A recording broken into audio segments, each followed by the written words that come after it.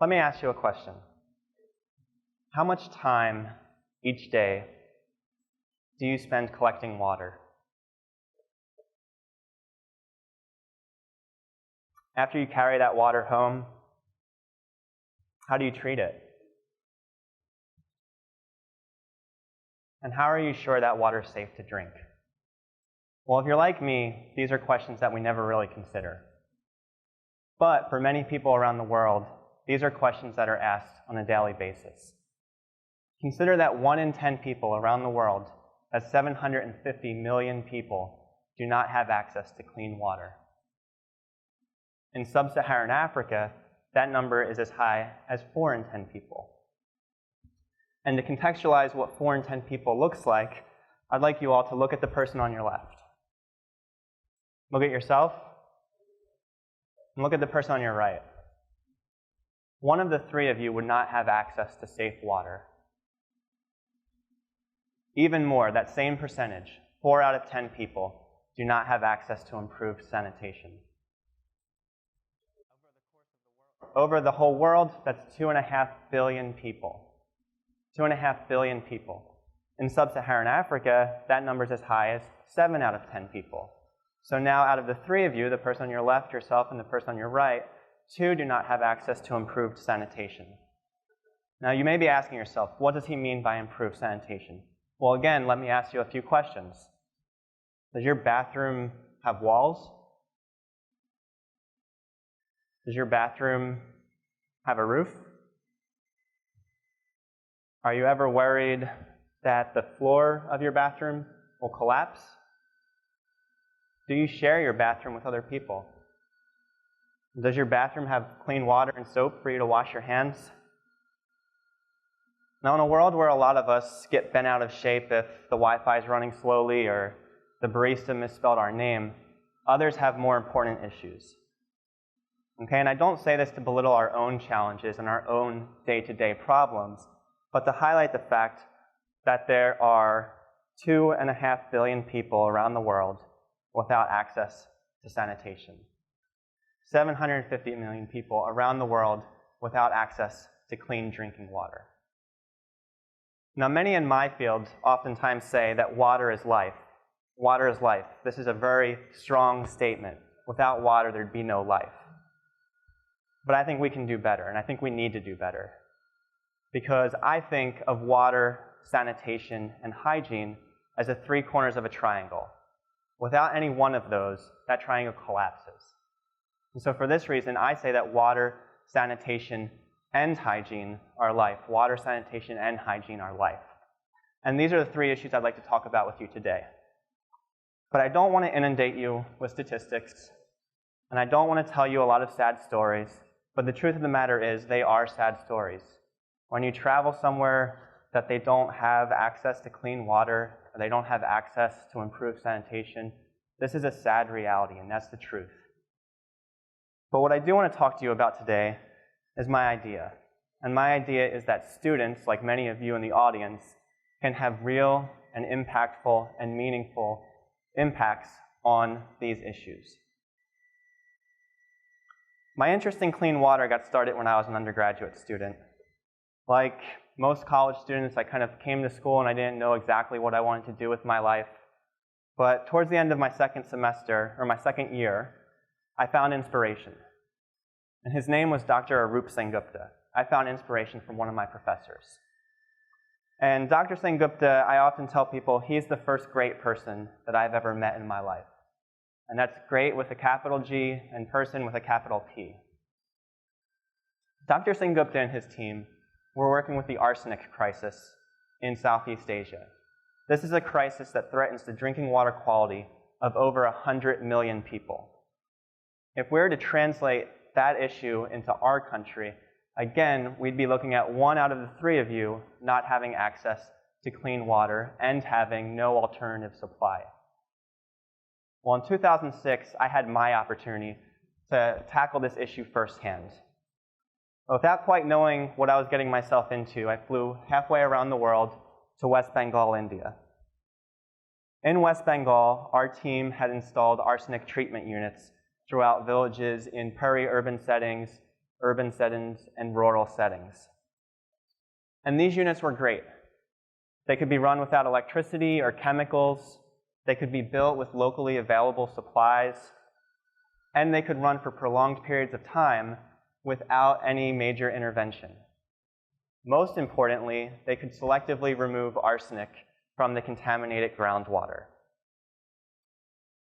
Now, I'm very proud of the fact that today there's over 200 such units in place in Southeast Asia. And with each unit serving about 1,000 people, that means that this project is benefiting the lives of upwards of 200,000 people. And I'm very proud of that fact, and it very much humbles me to know that my work played some role in this project being successful. But during that trip, I had other experiences. I met people who had prematurely lost the majority of their family members to arsenic poisoning. I saw little kids drinking water that I knew probably contained high levels of arsenic. And I met and had conversations with people that had had limbs amputated because of arsenic poisoning. And these experiences had a huge impact on me. For the first time, I was seeing that my work had a face. I was seeing that engineering had a face. And oftentimes as students, we don't see that. And for that reason, it had a big impact on me. Now, I often associate that face with the little girl shown here. I never learned her name. I only chatted with her for a few minutes, but she's my inspiration. Since that trip, she's been my inspiration and why I continue to do water and sanitation projects around the world. And so I started to ask myself, as a student, if I could have this type of experience, and if it could have such a profound impact on me, how can we get other students involved? How can we share these same kinds of experiences with other young people from the United States? Well, in 2010, I got to develop this idea from a slightly different vantage. I was working in Malawi with an organization called Water for People. And we were working in the southern part of the country. Malawi, if you've never heard of it before, is also known as the warm heart of Africa. And let me tell you why. It's because of the people. I think you can see the warmth and the joy of the people in the photos here. Our team in Malawi consisted of university students from Malawi and students and professionals from the United States and Canada. And together, our teams were serving water and sanitation and hygiene around the country. During the course of this 2-week project, we visited thousands of people in urban, peri-urban, and rural communities. And what I saw in most of these places was that people had access to clean drinking water. Some families would have to walk 3 kilometers to get to that water supply, fill up a 5-gallon bucket and carry that 3 kilometers home, but they had access, even if they had to make that trip 4 or 5 times a day. The bigger issue was sanitation.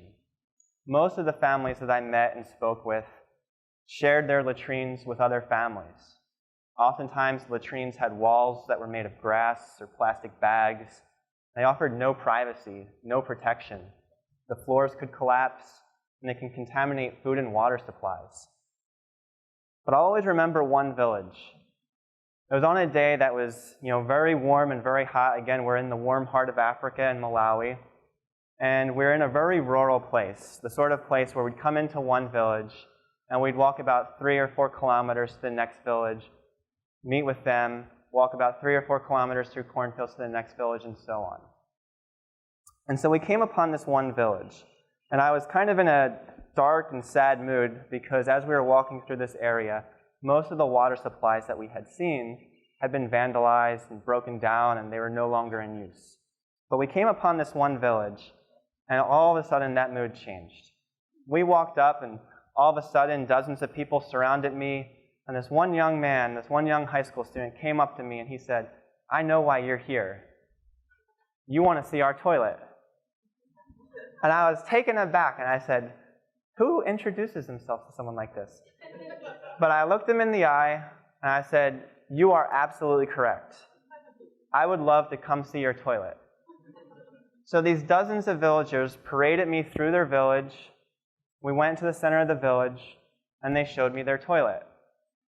I think you can see from the photo that there's walls, there's a roof, so there's privacy, there's protection. There's also a hand washing station. Okay, so again, remember water, sanitation, and hygiene. All three of these are important. But the other aspect that was important in this village is that the falsa alterna is an alternative type of latrine. And not only does it offer more privacy and protection, but it also generates a product.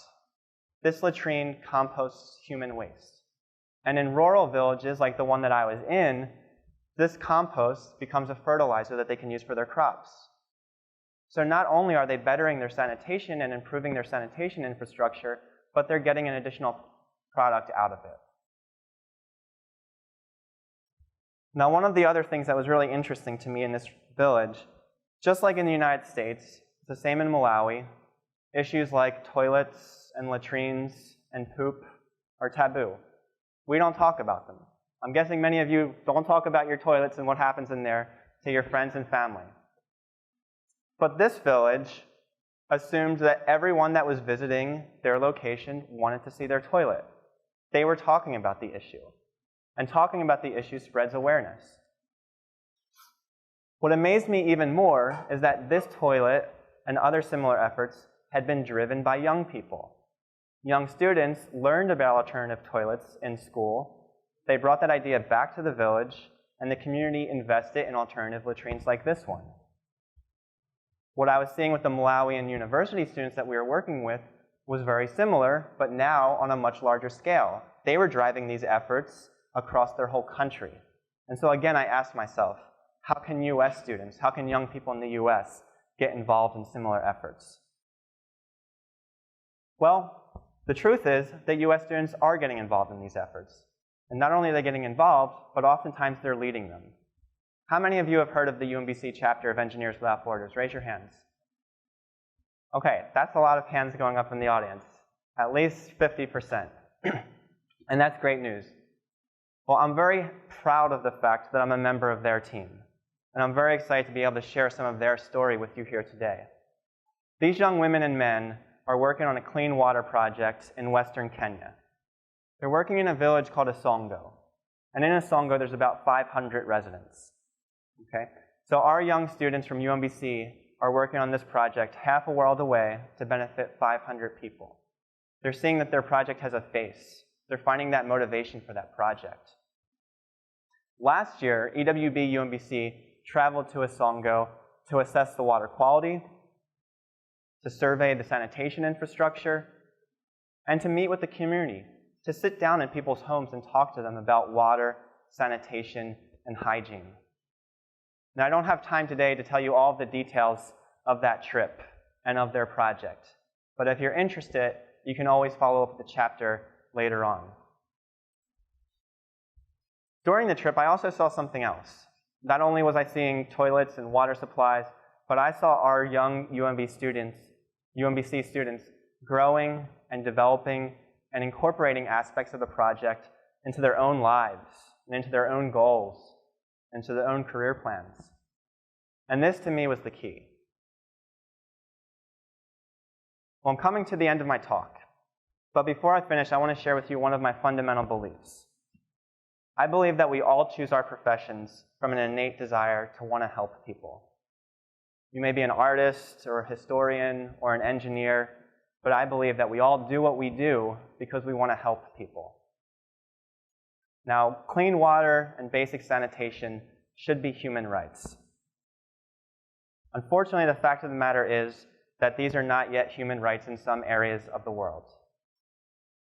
I believe that a direct and sincere connection with people, being able to put a face to such projects, is the biggest motivator to taking these projects to completion and ensuring that we can address these challenges.